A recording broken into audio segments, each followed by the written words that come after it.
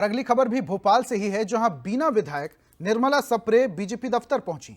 BJP संगठन की बैठक में वो शामिल होने पहुंची हैं। बीजेपी ने सभी बड़े नेताओं को बुलाया है। सप्रे लोकसभा चुनाव के दौरान बीजेपी में शामिल हुई थी।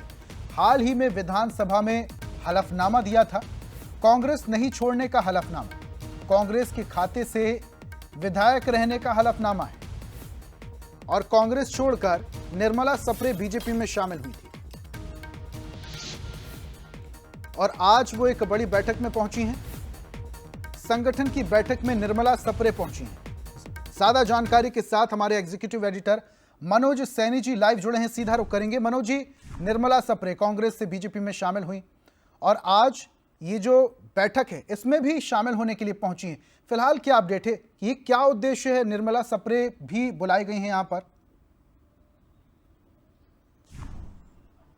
देखिए, भारतीय जनता पार्टी की ये कार्यशाला है और कार्यशाला जब भी होती है तो कुछ टिप्स मिलते हैं, आगे के कार्यक्रम तय होते हैं।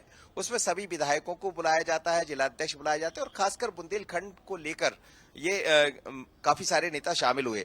निर्मला सप्रे बीना से आती है और कुछ दिन पहले जैसा जिक्र आप कर रहे थे वो भारतीय जनता पार्टी में शामिल हो गई, लेकिन असमंजस इस बात को लेकर है कि आखिर वो इस्तीफा कब देंगी। एक तरफ वो कहती कांग्रेस से मैंने अभी वो नहीं दिया है, अपना हलफनामा दे दिया। दूसरी तरफ विधानसभा में विपक्ष के नेता ने ये मांग रखी है कि इनको बाहर किया जाए।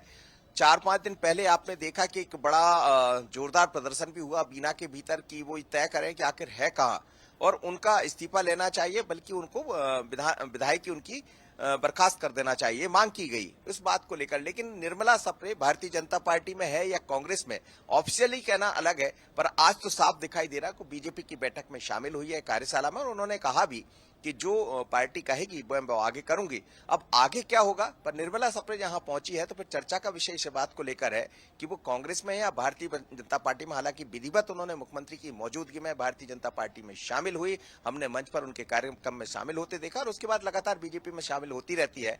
अब ये समझ नहीं आ रहा है कि क्या जब वो इस्तीफा देंगे तो फिर आगामी चुनाव होंगे, क्योंकि 2 चुनाव तो दिख रहे हैं हमें, बुधनी और दूसरा विजयपुर, जहां से सीटें खाली हुई, दोनों पर उपचुनाव करा लिए गए। पर क्या निर्मला सप्रे सचिन बिरला की तर्ज पर, जैसा बढ़वा के विधायक पहले शामिल हुए थे भारतीय जनता पार्टी में, उसी तरह अपना कार्यकाल भी पूरा करेगी और बीजेपी के कार्यक्रम में शामिल होती रहेगी? ये कांग्रेस के लिए चिंता का विषय होता है और कांग्रेस इसीलिए सवाल भी उठा रही है। बिल्कुल, और ये असमंजस की स्थिति जो बनी हुई है कि बीजेपी में तो शामिल हो गई लेकिन कांग्रेस से पूरी तरीके से अलग नहीं हो पा रही हैं और इसको लेकर कब वो त्याग पत्र देंगी ये देखना होगा। मनोज जी, बहुत बहुत शुक्रिया हमारे साथ जुड़ने के लिए और